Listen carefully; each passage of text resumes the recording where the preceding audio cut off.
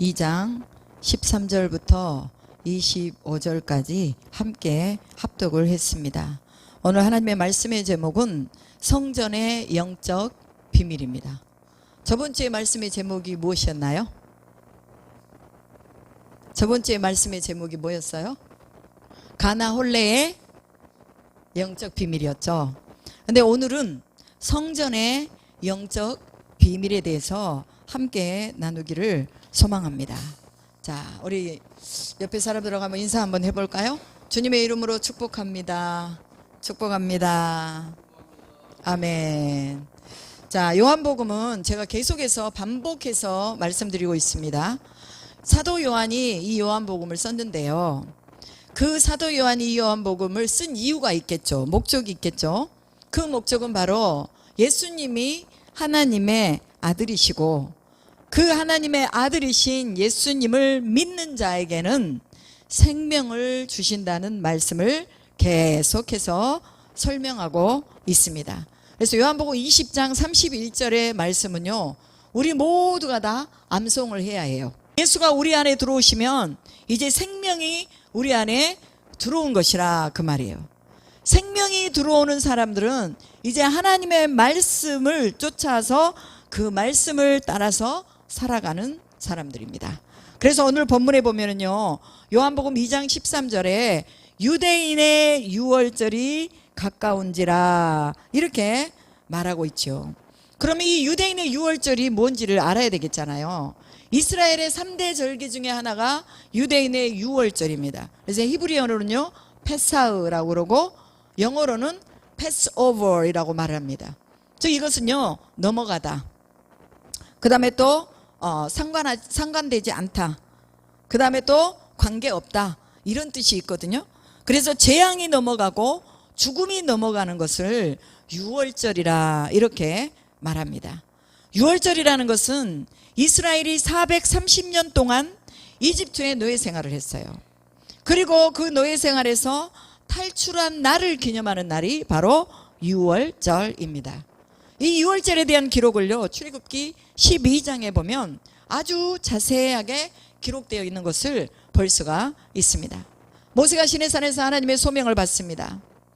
이스라엘 백성들을 이집트의 노예 생활에서 이끌어내어서 광야를 통과하고 그들을 데리고 가나안으로 데리고 가는 것이 모세의 소명이었습니다. 여러분, 오늘날 우리 목회자의 소명, 믿는 자의 소명이 뭘까요? 바로 예수를 증거해서 이 믿음이 없는 세상의 백성을 하나님의 나라로 데리고 가는 것이 바로 오늘날 목회자의 소명이요 또한 예수 믿는 사람들의 소명입니다. 믿으십니까? 아멘. 그래서 오늘 우리가 누구를 하나님의 집으로 데리고 가야 될 것이냐, 이걸 살펴봐야 해요. 집안에 보면 뭐 형들, 동생들도 있을 것이고, 이웃을 보면 여러 많은 또 이웃들이 있을 것입니다. 그래서 모세가 하나님 앞에 부름을 받고 이제 그 받은 소명이 뭐냐, 이스라엘 백성들을 애굽에서 끌어내서 가나안까지 데리고 가는 것이 그의 소명이었습니다. 자, 이제 이집트 왕에게 찾아갑니다. 모세가 가가지고 하나님의 계획을 말합니다. 하나님이 말씀하셨습니다. 내 백성을 내어주라고 하십니다. 그러니 히브리인들을 내보내주십시오. 우리가 광야에서 하나님 앞에 제사를 드리고 희생을 드릴 것입니다. 이렇게 말하죠. 바로가 허락을 합니까? 안 합니까? 안 하죠. 왜 안 합니까? 히브리인들은 바로에게 있어서 그들의 노예였고, 이 히브리인들의 인구가 그 당시만 해도 60만이었다고 말하고 있어요. 60만 장정만 60만이니까 어마어마하죠. 그래서 이 60만의 인력을 내보내는 것은 이집트에게 있어서 국가적인 손실이 될 수밖에 없었습니다. 아무리 자비로운 왕이라 할지라도 노예가 돈인데, 그 당시에는 노예가 힘이고 노예가 모든 일을 다 해주는데 이스라엘을 놓아줄 리가 없었습니다. 또한 그들은 여러 신들을 우상하고 있었어요. 그렇기 때문에 하나님만 섬기는 이 유일신을 섬기는 히브리인들과는 너무나 달랐다는 것입니다. 또한 바로 자신이 신과 같은 존재였기 때문에 그 신과 같은 존재로 이집트에 군림하고 있었기 때문에 노예로 부리는 히브리인들의 신 여호와를 인정하는 것은 이거는 상상할 수도 없는 일이었다 그 말이에요. 그래서 모세가 바로에게 가서 여호와께서 말씀하셨다. 내 백성을 보내라. 그들이 광야에서 내 앞에서 절기 즉 희생을 지킬 것이라고 하나님께서 말씀하셨다. 이렇게 말하니까 바로가 뭐라고 말하냐면 여호와가 누구이기에 내가 그의 목소리를 듣고 이스라엘을 내보내겠느냐. 나는 여호와를 알지 못하니 이스라엘을 보내지 아니하리라. 이렇게 말하죠. 여호와를 알지 못하니까 순종하지 못하는 것은 당연한 것입니다. 바로는 하나님을 이집트의 나일강에서 서식하고 있는 개구리만 또 못하게 보았습니다. 그리고 돌림병이라든지 이런 악성 종기라든지 이런 것들은 무서워하면서 히브리인들이 섬기는 하나님은 두려워하지 않았다는 것입니다. 여러분 고대의 강대국들이 섬기는 신들을 그 주변의 나라들이 다 섬겼습니다. 부강한 나라의 신들, 그 나라를 부강하게 하는 것은 그 나라의 신이라고 믿었기 때문에 정복을 당한 국가들은 정복을 한 그 나라, 그 나라들의 신들을 섬길 수밖에 없었습니다. 그래서 왕이나 백성들도 주변국들의 강대한 나라의 신들을 섬기는 것을 선호한 것을 우리는 고대사를 통해서 볼 수가 있습니다. 그러니 이스라엘은 노예의 신분이요 힘없는 백성인데 그들을 업신여기고 또 노동력을 착취하는 것은 그들의 신을 업신여기고 착취하는 것이나 마찬가지였어요. 그래서 고대의 전쟁은 신들의 전쟁이었어요. 신이 강하냐 신이 약하냐에 따라서 나라가 이기기도 하고 지기도 한다는 것을 알고 있었어요. 이스라엘은 보면 강대국이 아니잖아요. 이집트에서 노예로 살고 있잖아요.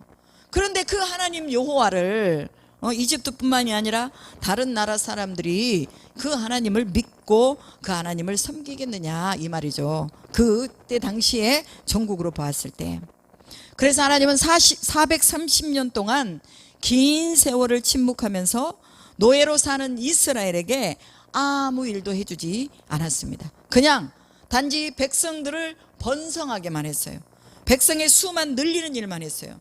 그래서 이스라엘 백성들은 그냥 아이들이 많았어요. 자녀들이 많았어요.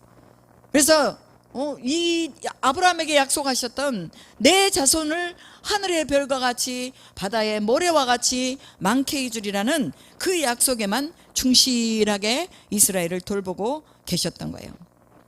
그러나 출애굽기 3장 7절부터 9절의 말씀과 같이 그들의 노역이 심하고 고통이 더할수록 뭐했다? 하나님을 향해서 부르짖었다라고 말씀하고 있습니다.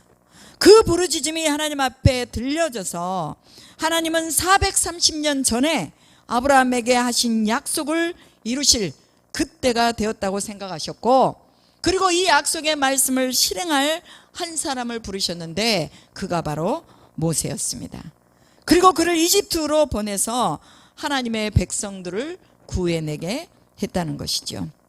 여러분, 하나님의 일하시는 때, 곧 이때를 우리는 카이로스의 타임이라고 말합니다.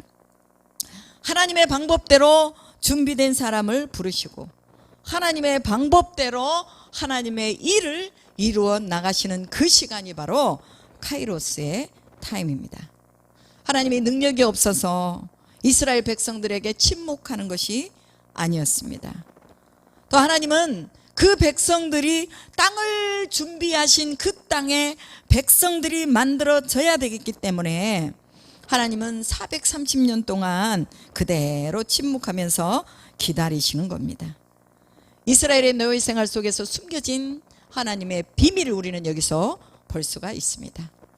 아무런 말도 없이 백성만을 만들고 계셨습니다. 여러분, 때로는 우리의 삶에서도 하나님이 침묵하신 것 같은 그런 상황을 맞이할 때가 있습니다. 고통이 끝나지 않고 눈물이 계속해서 우리의 삶을 타고 들어오고 한숨과 또 여러 가지 많은 근심거리들이 우리의 세월 속에서 남아있는 것을 우리가 끊고 싶은데 끊어지지 않는 이런 것들 속에서 우리가 하나님의 비밀을 볼 수 있다면 우리는 복된 자들이라는 것을 믿습니다. 하나님의 시간에 하나님의 방법으로 하나님의 백성인 우리를 자유케 하실 것을 믿고 기대하시기 바랍니다. 이스라엘 백성들은 애굽의 만몬의 신을 섬기지 않고 하나님을 향해 고통의 부르짖음을 계속해서 올려드립니다. 그리고 이스라엘 백성들이 이제 하나님께서 그들의 고통의 소리를 듣고 모세를 보내서 이제 해방의 자유를 주는 그런 날이 다가왔던 것처럼 오늘 우리가 우리의 삶에 놓여 있는 여러 가지 많은 그런 고통들을 우리가 하나님 앞에 부르짖으면서 하나님을 향해서 또 날마다 하나님의 구원을 기다리면서 하나님의 이름을 불러야 될 줄로 믿습니다. 신앙인이라는 것은요, 끊임없이 하나님을 바라보고 기대하는 사람들이 신앙인들입니다.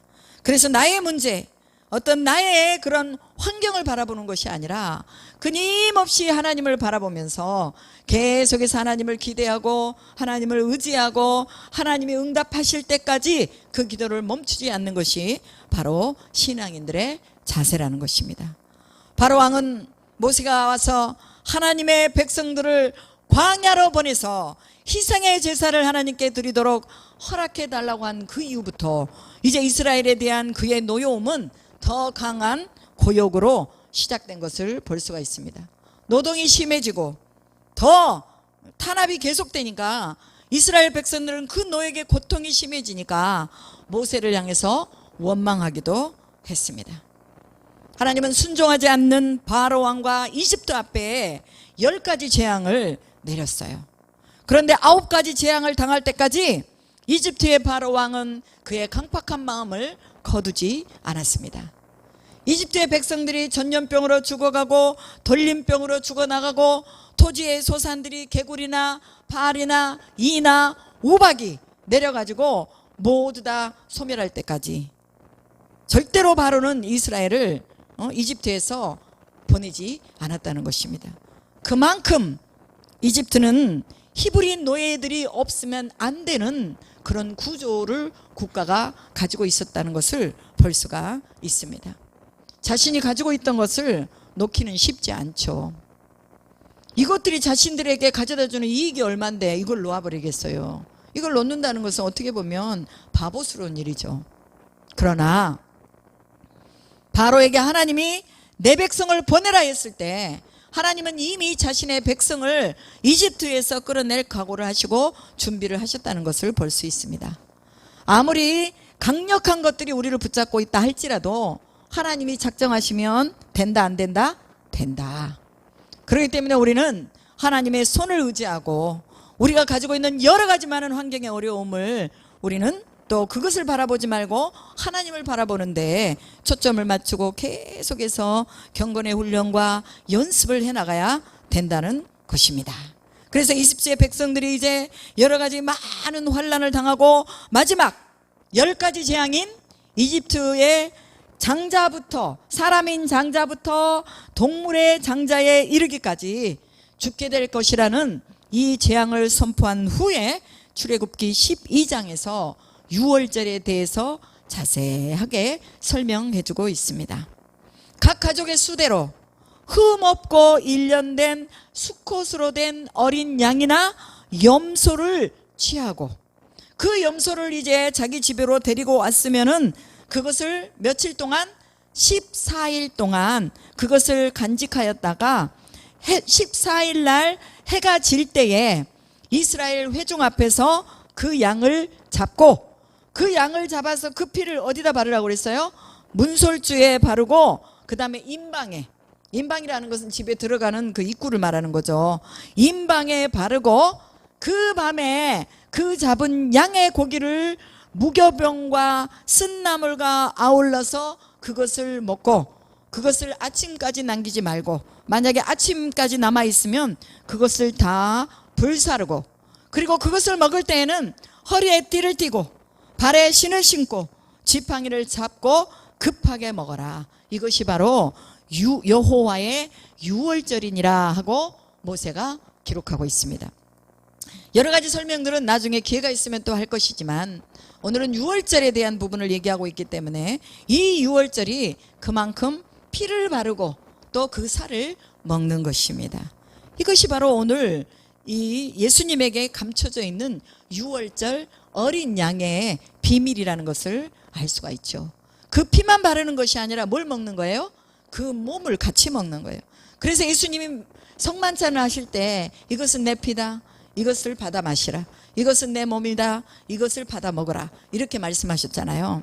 그래서 예수 안에 있다는 것은 예수의 피로 깨끗함을 받았을 뿐만이 아니라 매일같이 하나님의 말씀, 이게 이제 이 몸이 바로 하나님의 말씀으로 나오는데요, 이 말씀을 계속해서 먹는 것을 의미하고 있습니다. 자, 6월절의 장자들이 이제 다 죽어나갔습니다. 어린 양의 피가 발라진 그곳은 넘어갔기 때문에 역사적인 날을 기념하면서 이스라엘 백성들이 절기로 지키고 있는 것입니다. 이집트인들은 문설주에 그 어린 양의 피를 바르지 않음으로 인해서 모든 백성의 장자들이 다 죽었습니다. 장자들의 죽음으로 인해서 이스라엘이 광야에서 희생의 제사를 여호와께 드리도록 바로 왕이 허락해 주는 것을 볼 수가 있습니다. 그래서 이제 그 이후로부터 이스라엘은 6월절을 매년 3월에서 4월에 지키고 있습니다. 오늘 본문이 요한복음 2장 13절로 25절까지가 6월절을 지키러 온 이스라엘 사람들의 그런 변질된 신앙을 책망하는 예수님의 마음을 오늘 본문에서 보는 것입니다. 예수님이 성전에 들어가셨습니다. 성전에 들어가서 소와 양과 비둘기 파는 사람들과 돈 바꾸는 사람들이 앉아있는 것을 보시고 노끈으로 채찍을 만들어 가지고 그것을 양이나 소나 성전에서 채찍을 휘두르면서 다 내어 쫓았어요. 그리고 돈 바꾸는 사람들의 상을 둘러 엎으시면서 비둘기 파는 사람들에게 이것을 여기서 가져가라, 내 아버지의 집으로 장사하는 집을 만들지 말라, 이렇게 말했습니다. 여러분, 예수님이 성전에 들어가셨을 때 뭘 본 거예요? 성전 안에 희생의 제사를 본 것이 아니라 장사하는 것을 본 것입니다. 예수님의 이스라엘 성전 신앙이 탐욕과 이익을 추구하는 것으로 바꿔져 버린 것에 대해서 의로운 분노를 느끼셨습니다. 하나님의 이름을 놓고 자기들의 집단적인 이익을 추구하는 제사장들의 이런 모습도 보았습니다. 오랜 세월을 지나오면서 하나님보다도 재물을 위에 놓고 하나님을 만나는 장소를 이익의 순환으로 만들어버리는 그런 상황들을 예수님이 참을 수가 없었던 것입니다. 그래서 예수님은 그들의 잘못된 성전관에 대해서 채찍을 드신 것입니다. 오늘날도 잘못된 교회관은 세상을 변화시킬 수가 없습니다. 예수님 당시에 그 성전은 제3차 성전으로 46년 동안 헤롯이 이 로마의 그런 분봉왕으로 있을 때에 자신의 정치적인 민심을 얻기 위해서 이 유대인들에게 46년 동안 성전을 짓고 있는 상황이었습니다. 예수님의 그때만 해도 성전이 완공되지 않는 그런 상황이었죠. 이스라엘 민족에게는 신앙의 본체가 바로 성전이었습니다.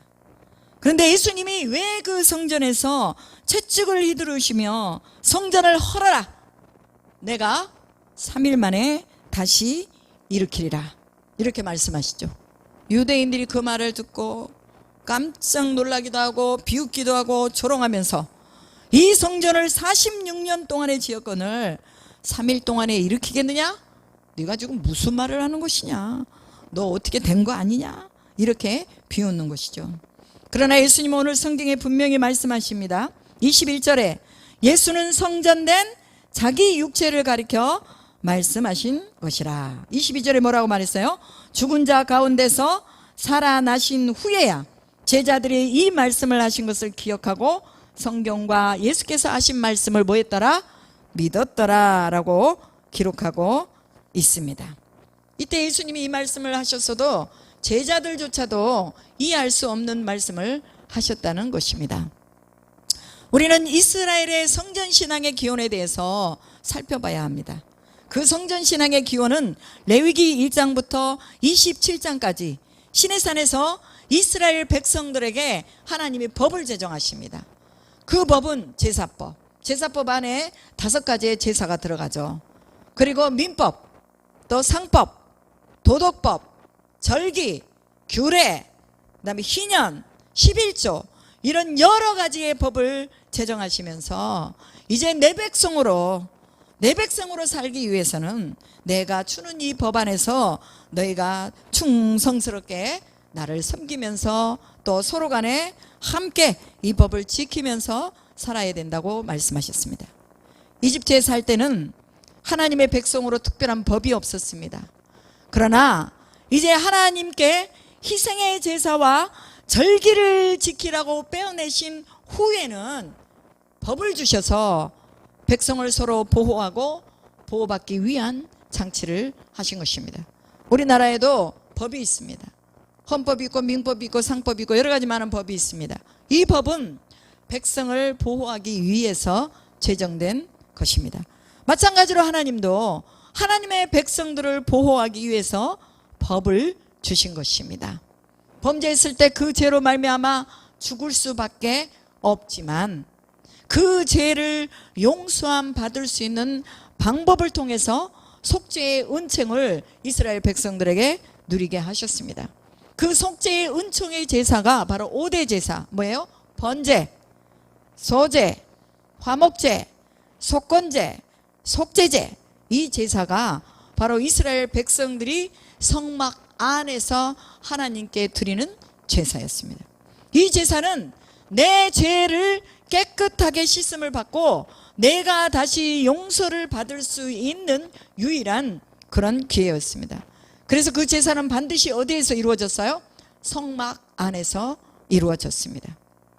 분명하게 자신이 죄를 고백하고 자신의 죄를 그 동물들에게 전가시키고 그 다음에 동물에게 전가시키고 그 피해단에 제사장들이 가지고 올라갔을 때에 제사장들이 하나님 앞에 기도하고 저들의 죄를 사해달라고 하나님 앞에 기도할 때에 그대로 이루어진 것입니다. 출애굽기 25장부터 40장까지 성막을 어떻게 짓고 어떻게 완성하는 것까지를 다 하나님이 기록해 놓으셨습니다. 그래서 이 성막이라는 곳은 하나님의 백성들이 은총을 입는 장소였습니다. 그곳에서는 속죄가 이루어지고 죄로 말미암아 단절된 그 하나님과의 회복의 장소가 바로 성막이었다는 것입니다. 곧 성막은 오늘날 교회의 모형이고 예수 그리스도의 속죄의 모형입니다. 지정된 장소에서 하나님을 만나고 또 그 장소에서 어린 양을 잡아서 그 피를 번제단에 바르고 그럴 때에 바로 그들이 회복이 이루어졌다는 것입니다. 자, 이제 다윗 왕 시대만 해도 성막의 시대였어요. 성막에서 하나님을 만나고 성막에서 죄를 속죄함을 받았습니다. 그런데 다윗이 그때 자신은 궁궐에 있는데 하나님의 집은 성막에 있다는 것을 참 마음으로 견디기 힘들었어요. 그래서 다윗의 마음에 소원이 생겼어요. 내가 성전을 지어서 하나님의 그곳에 계시도록 해야 되겠구나. 그래서 성전을 지을 모든 재료들을 다 준비합니다. 그런데 하나님이 야, 너는 아니다. 너는 전쟁을 통해서 피를 너무 많이 흘렸기 때문에 너에게서 내가 성전을 받지 않겠다. 대신 너의 아들 솔로몬이 성전을 짓도록 내가 허락을 하겠다. 그래서 이제 솔로몬이 7년이라는 기간을 통해서 예루살렘 성전을 지어서 완공을 했습니다.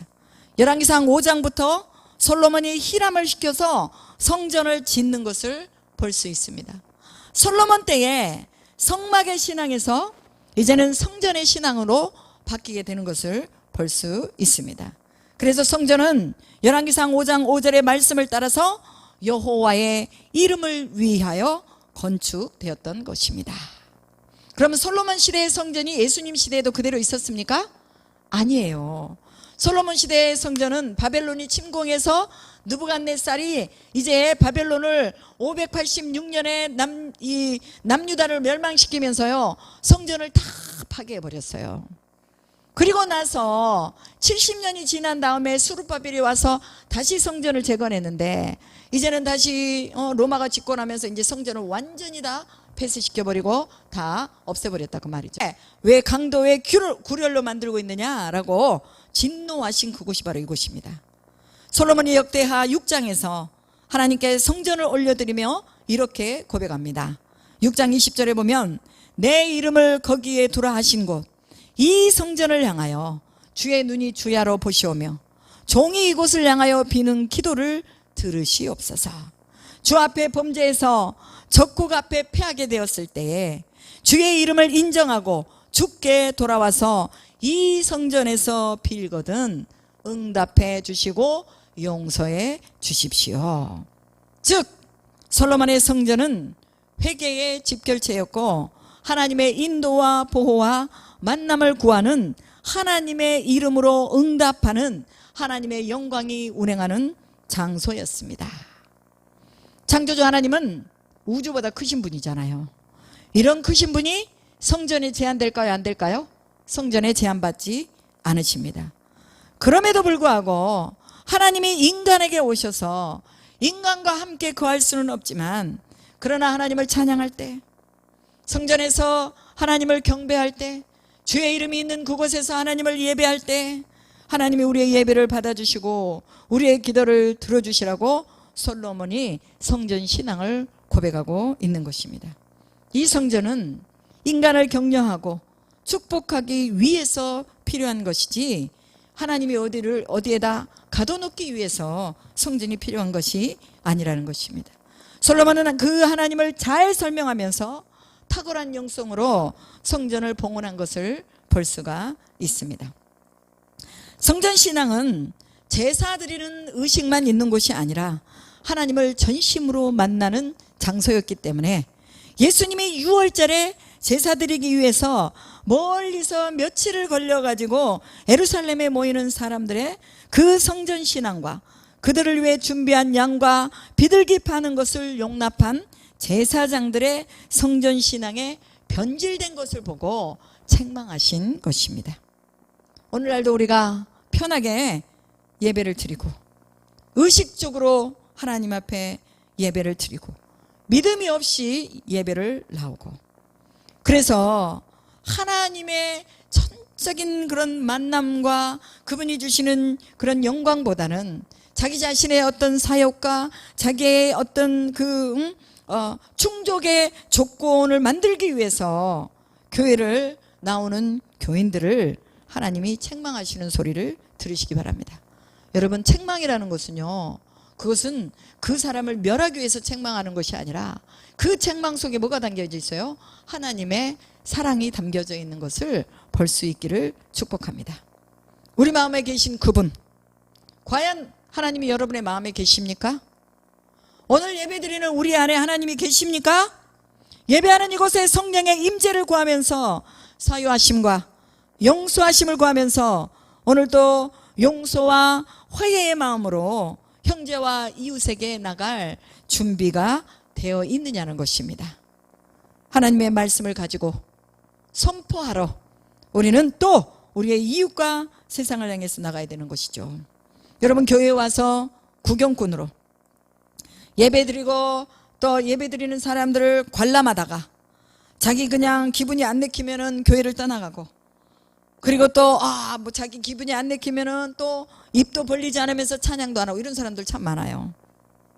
여러분, 이것은 예배드리는 사람의 진실한 모습이 아니라는 것이죠. 예수님은 오늘도 말씀의 채찍을 휘두르면서 내 마음의 잘못된 성정관을 헐어버려라, 그리고 예수 하나님의 아들로 다시 채워라 하시는 음성이 우리에게 들려지고 있습니다. 여러분, 이 음성을 들을 수 있기를 주님의 이름으로 축복합니다. 우리의 진짜 성정관은 하나님의 아들 예수여야 합니다. 예수 그리스도의 희생의 십자가의 사건으로 이제는 우리 몸이 뭐가 됐어요? 성전이 되었습니다. 로마서 3장 16절로 17절에 보니까 너희가 하나님의 성전인 것과 하나님의 성령이 너희 안에 계시는 것을 알지 못하느냐. 누구든지 하나님의 성전을 더럽히면 하나님이 그 사람을 멸하시리라. 하나님의 성전은 거룩하니 너희도 그러하니라 라고 말씀하셨습니다. 이제 우리 몸이 하나님의 성전이에요. 물론 교회는 건물적인 성전을 말하죠. 그러나 우리의 몸은 우리가 어디를 가나 하나님의 영광을 나타내는 곳이기 때문에 우리의 몸이 하나님의 성전입니다. 에베소서 2장 21절에 보면 그 안에서, 즉 예수 안에서 서로 연결하여 주 안에서 뭐가 되어가고? 성전이 되어가고, 주 안에서 우리는 서로가 성전이 되어가는 거예요. 어떤 사람은 기둥으로, 어떤 사람은 또 어떤 나무로, 또 어떤 사람은 또 어떤 그 어느 한 부분으로 이렇게 서로 연결되어서 하나님의 성전을 세우는 것이 바로 오늘 우리라는 것입니다. 예수를 믿는 우리가 성전을 연결하는 건물이 되는 것입니다. 천국에서 성전이 필요할까요? 필요 없을까요? 천국에서는 성전이 필요 없습니다. 계시록 21장 22절에 보면 사도 요한이 증언하기를 성 안에서 내가 성전을 보지 못했다. 이는 주 하나님이 곧 전능하신 이와 및 어린 양이 그 성전이심이라 하는 이 음성을 듣습니다. 하나님이 거기 계시고 예수님이 거기 계시는데 따로 만남의 장소가 필요가 없다는 것입니다. 오늘 우리가 만나는 우리 마음의 성소, 이곳이 바로 하나님의 성전입니다. 믿으십니까? 그래서 늘 하나님과 교제하고 늘 하나님의 말씀으로 채우고 그러면서 하나님과 교제하면서 거룩으로, 그분이 거룩하니 우리도 거룩하게 나가는 것이 바로 우리 성전을 관리하는 사람의 자세라는 것입니다. 에베소서 1장 22절로 23절에 보니까 또 만물을 그 발 아래 복종하게 하시고 그를 만물 위에 교회의 머리로 삼으셨느니라. 교회는 그의 몸이니 만물 안에서 만물을 충만하게 하시는 이의 충만이니라 라고 말합니다. 그러면 하나님이 만물을 충만하게 하기 위해서 어디에 계신다고요? 교회에 계신다는 거예요. 교회를 통해서 하나님이 만물을 충만하게 하신다는 거예요. 무엇으로? 하나님의 말씀으로. 그래서 만물을 그 발 아래서 복종하게 하시고 예수님이 만물의 머리가 되셔서 그리고 교회를 몸으로 삼으셨다고 말하고 있습니다. 오늘 우리의 몸이 하나님의 성전인 것을 믿으시기 바랍니다. 그래서 이 하나님이 거하시고 하나님이 우리 가운데서 충만케 하시는 이 역사를 경험하시고 회복하게 하시고 또한 복 주시고 소성케 하시는 것이 바로 하나님의 성전이라는 것을 기억하시기 바랍니다. 성전의 핵심이 누구예요? 예수 그리스도입니다. 성전의 핵심은 목사도 아니고 장로도 아니고 권사도 아니고 집사도 아닙니다. 예수님이 바로 성전의 핵심입니다. 예수님의 몸이 성전이라는 의미고 더 나아가서 우리가 그리스도의 지체가 되었기 때문에 십자가와 부활을 통해서 죽음과 또 그런 어떤 어둠에서 다시 살아나는 경험을 하게 되는 것입니다. 하나님의 집인 교회를 통해서 만물을 충만케 하시고 십자가와 부활이 흘러나가도록 하나님께서 만들어 놓으셨다는 것이죠. 오늘 본문을 통해서 성전의 핵심, 교회의 핵심은 십자가의 사랑과 구원이고 또 보혈의 능력임을 예수님이 다시 설정하고 있는 것을 볼 수 있습니다. 생명의 성령의 능력을 경험하는 것이 교회이고 죄와 사망의 권세를 깨뜨리고 십자가와 부활을 경험하는 것이 교회이고 바로 하나님의 집입니다. 내 안에 생명의 역사가 있는 곳이 교회라는 거예요. 십자가의 교회 공동체, 성령의 교회 공동체가 바로 교회라는 것입니다. 그래서 성전은 죄 용서와 회복의 개념입니다. 그런데 이스라엘 백성들이 죄 용서와 회복의 이런 공동체의 그런 개념보다는 자기 자신들의 어떤 이익과 이런 하나님 앞에 번제를 드리고 즐거움으로 제사하고 회복하기보다는 겉으로 드리는, 그냥 편리하게 드리고자 하는, 그냥 쉽게 드리고자 하는 이런 마음들을 보시고 예수님이 붕괴하신 것입니다. 여러분 오늘날도 어떻습니까? 코로나로 인해서 사람들이 쉽게 예배를 드립니다. 인터넷을 통해서 유튜브를 통해서 예배를 드립니다. 이게 나쁘다는 것이 아니고 상황이 그렇게 될 수밖에 없는 상황 가운데 있지만, 그러나 인터넷 예배라 할지라도 유튜브 예배라 할지라도 우리의 마음을 교회에 나와서 드리는 것처럼 그렇게 정결하게 하고 옷도 갈아입고 깨끗하게 씻고 이도 닦고 그리고 앞에 앉아서 예배 드려야 될 줄로 믿습니다. 성전을 깨끗하게 하신 이 사건은요, 사복음서에 모두 나와 있습니다. 모두 기록하고 있습니다. 사복음서의 저자들이 공통적으로 성전신앙의 새로운 관점을 말하고 싶은 이 의도가 여기에 들어가 있는 것입니다. 무엇보다도 마가복음 11장 17절에서는 내 집은 만민이 기도하는 집이라 칭함을 받으리라 하였거늘 너희가 강도의 규례를 만드는도다 라고 예수님의 의로운 분노를 잘 설명하고 있습니다. 자, 하나님의 집은 뭐라고요? 만민이 기도하는 집이다. 기도하기 위해서 하나님의 집에 오는 것입니다. 기도하기 위해서 무엇을 위해 기도합니까? 하나님의 백성으로 바르게 살고 하나님의 말씀을 그대로 내가 듣고 순종하기 위해서 기도하는 거예요. 기도라고 하니까 내 소원을 아뢰고 내 기도 제목을 아뢰고 물론 이것도 하는 거죠. 그러나 이것은 초신자들, 아주 어린 신앙의 사람들이 하는 것이고, 그 다음에 하나님의 뜻을 구하면서 하는 기도는 성숙한 사람들의 신앙의 기도입니다. 그래서 성숙한 기도를 드리다 보면 내 모든 기도들은요 다 하나님이 내가 구하지 않아도 응답하는 것을 느낄 수가 있습니다. 오늘 우리의 마음의 성전이 강도의 규례이 되어 있다면 우리는 다시 회복해야 될 줄로 믿습니다.